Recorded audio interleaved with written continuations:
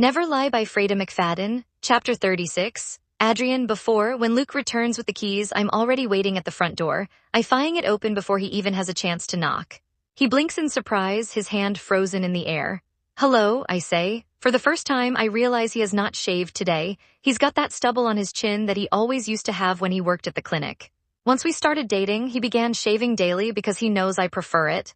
Hey. He shoves his hand into his pocket and fishes out the keys. He drops them in my hand like they're made of something dirty. Here, thank you again. I scratch my neck. You got everything off the computer? I said I did, didn't I? There's an edge to his voice that's unfamiliar. He's always so kind and even-tempered, it's hard to hear him talk to me this way.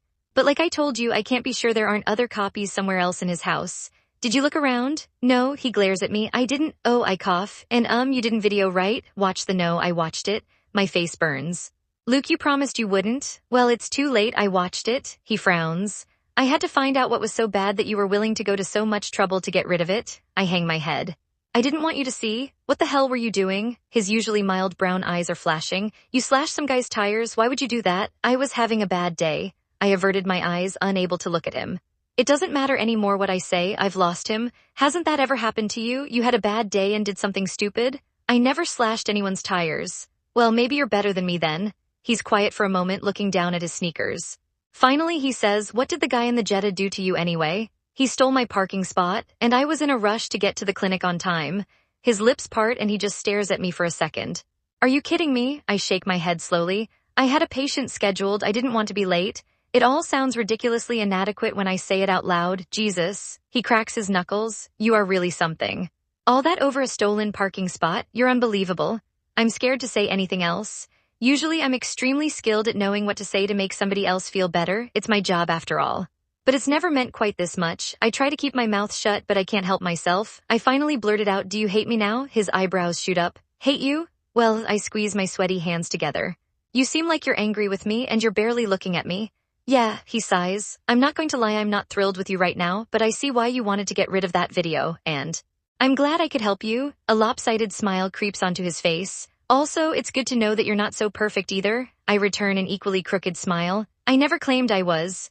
Okay, now that we've settled that. Luke's eyes flicker in the direction of my office. Let's get this asshole back to his car. I'm in an incredibly good mood as I make the drive back from EJ's house in Lexus with Luke in the passenger seat. About an hour ago, he assisted me in loading EJ into the passenger seat of his Porsche. He insisted on being the one to drive the car with EJ inside, because he didn't want me in there in case EJ woke up during the half-hour drive. Although part of me feels like he just wanted an excuse to drive a Porsche. When we reached EJ's house, paid for by his parents, Luke parked the Porsche in the driveway. He left EJ passed out in the passenger seat, then he got into my car, and now we're on our way home.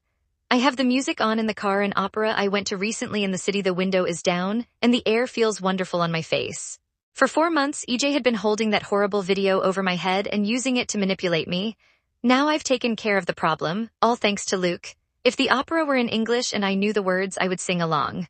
Luke is strapped into the passenger seat, absently staring out the side window. He did absolutely everything I asked of him, and although he wasn't thrilled about it, he fixed my problem. As I study his profile at a red light, I feel a rush of affection. I love you, I say again. He turns away from the window, I reach out my hand and he takes it. The squeeze he gives me is half-hearted, but I can't entirely blame him after the day we've had. I love you too, and maybe, I say, we can look into you moving in, like soon. His eyes widen. Really? Butterflies flutter in my stomach. Really? For the first time since I talked him into doing this, I coaxed a genuine smile out of him. Okay, he says. At the way I have N like F not I click, then I turn down the tiny road that leads to my house. The road is paved, but just barely. I always loved the solitude of my isolated kingdom, but I'm ready to share that kingdom. After all, what's the point of 6 bedrooms if you're only using one of them? As I park the car, my phone buzzes in my pocket, a text message. Ever since EJ started blackmailing me, the buzz of a text message used to fill me with dread. But now I am strangely calm as I remove my phone from my pocket and look down at the screen. You bitch, you broke into my house. Technically, the statement is not accurate on 2 counts. First of all, it was Luke who entered his house, not me. Second, we did not break in since we had a copy of his keys. But EJ would not appreciate me pointing these things out, even though I'm tempted to do so. A second message appears on the screen. I'm going to kill you. What's wrong? Luke asks me. He's gotten out of the car, but I'm still in the driver's seat. He's peering through the open window at me. EJ does not intend to kill me. He's angry because I got the better of him for a change. If he really wanted to kill me, he would keep his mouth shut. You don't send somebody a text message expressing your intention to commit a crime if you're genuinely planning to do it. But if I show this message to Luke, he won't see it that way.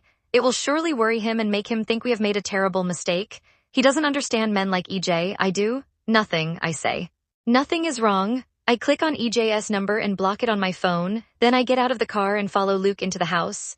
You've reached the end of the chapter 36. Thank you for listening. If you enjoyed this chapter, don't forget to like, subscribe, and join me for chapter 37.